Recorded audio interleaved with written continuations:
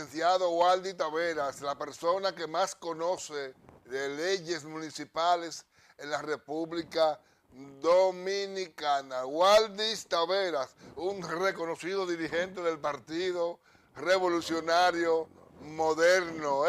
Viene desde el PRD con las luchas por la democracia.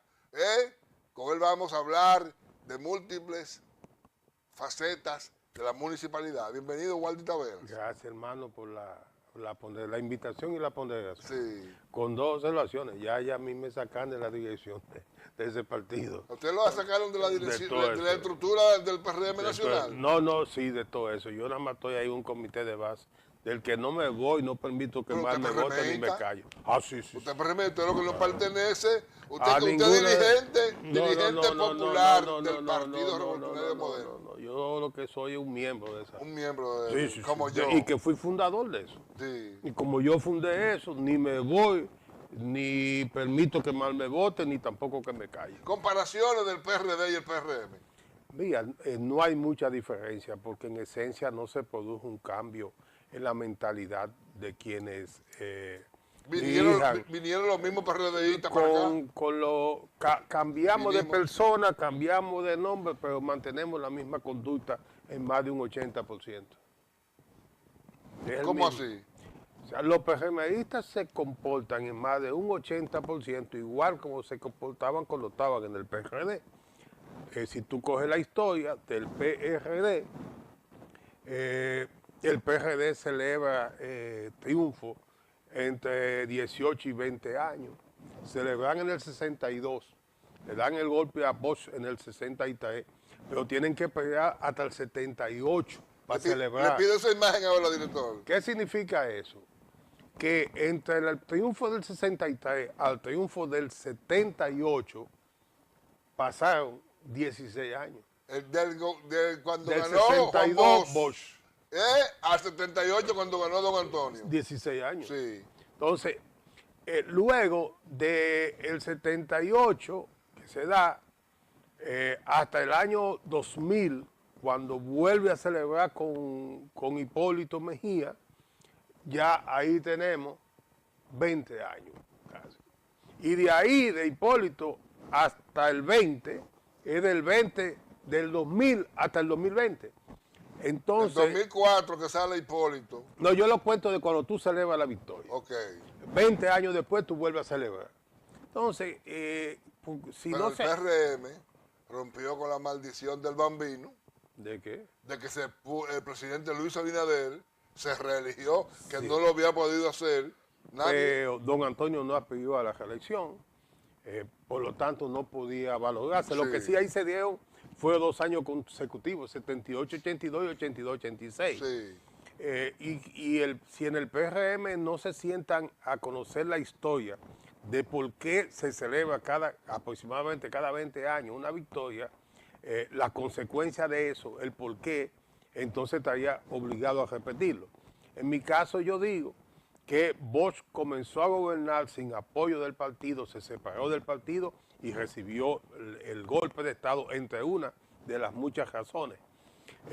Cuando se pierde en el 86 es porque se produce una división en el partido entre los Jorge Blanquistas y los Antonio Guzmancistas. Sí. Y luego, en el 2004, obviamente la oposición a la reelección del presidente Mejía generó que la mitad del gabinete de Hipólito aspiraba a ser presidente, candidato presidencial. Y eso termina con una disminución de la percepción y la buena valoración de los ciudadanos, y termina Hipólito perdiendo en un proceso de reelección, como una de las razones fue esa. Entonces, muchos aspiraron a la vez. Póngame la imagen, señor director, que usted puso ahí. Mire, esos son precandidatos a la presidencia de la República. Con el respeto que le tengo a todos los PRMistas, sí. Este es un país donde hasta el chineo de la esquina te dice a ti que él puede ser presidente. Puede ser presidente. Si yo fuera presidente, es otra cosa. Entonces, ¿qué pasa? ¿Por qué yo digo? Mira, se necesita conocer esa parte de la historia. Luego, yo creo que hay que buscar psicólogos para que le puedan enseñar a la gente hasta dónde puede llegar tu capacidad, hasta dónde tú llegas. Y luego, psiquiatra, para cuando pierdan... Psiquiatra. La gente cuando pierde y le da la realidad de frente, necesita un psiquiatra para que pueda ayudarlo a que no se suicide.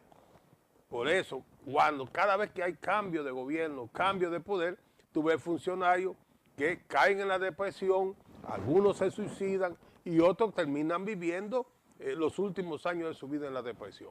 ¿Se puede dividir el PRM en esta convención? No, yo creo que no. Primero por el liderazgo del presidente Abinader. Segundo, el otro gran líder del PRM es Hipólito Mejía. Sí. Y Hipólito está altamente convencido, y lo ha hecho por su práctica, de que va a mantener esa unidad. Creo que si algunos se van, no se van a llevar a gran cosa. Y uno aspira a que no sea así, sino que se respete la democracia interna. Nosotros vivimos dos procesos significativos en los que el presidente Mejía demostró su gran vocación democrática. Lo vimos en el aceptó su derrota, la del 20, punto de discutir. Y bueno, ahora en el 24, tanto Guido, Ramón Alburquerque, todo el mundo aceptó el triunfo del presidente Abinader, que estaba obviamente muy claramente establecido.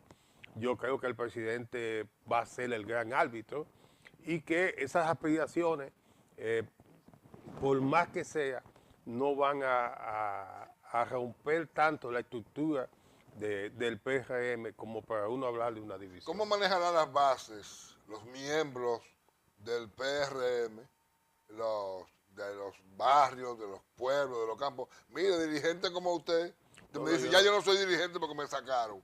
Ahí está afuera don Fafa Tavera. Ahí está afuera Ramón Emilio Concesión.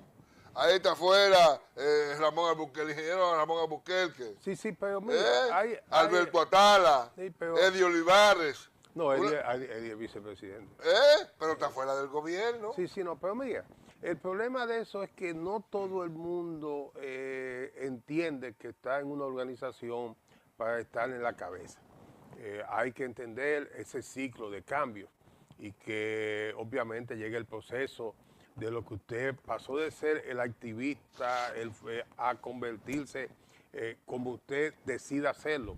Una voz que puede ser solamente la voz de alerta y de llamado a atención.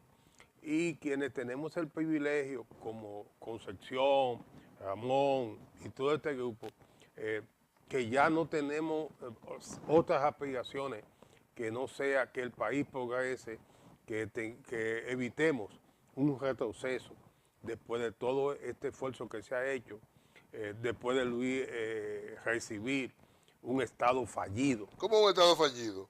Claro.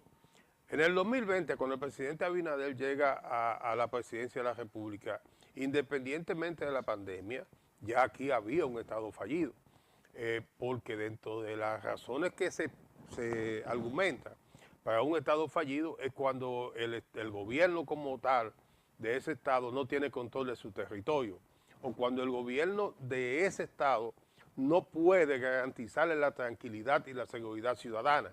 Y ambos casos se dieron al final del gobierno del presidente Danilo Medina.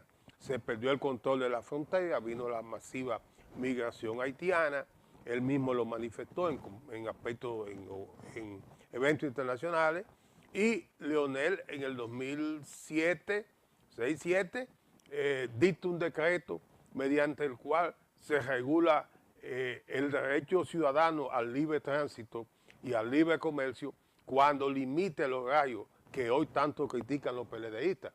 Pero eso es un decreto del gobierno de Leonel, un decreto. Con Franklin. Y Franklin era el secretario de Interior y Policía.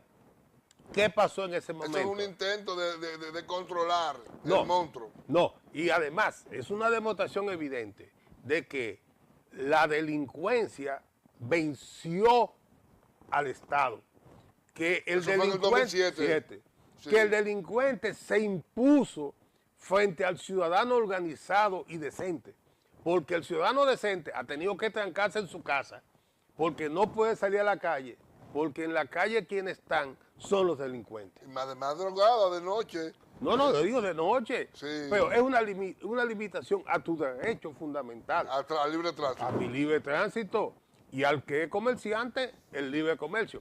Mira, cuando critiquen a Faride por eso, yo digo, es que el PRM no se sabe defender. Es que hay que coger ese decreto y decirle, mire, esto comenzó con Leonel Fernández y ahora se está haciendo un esfuerzo, pero después que tú tienes que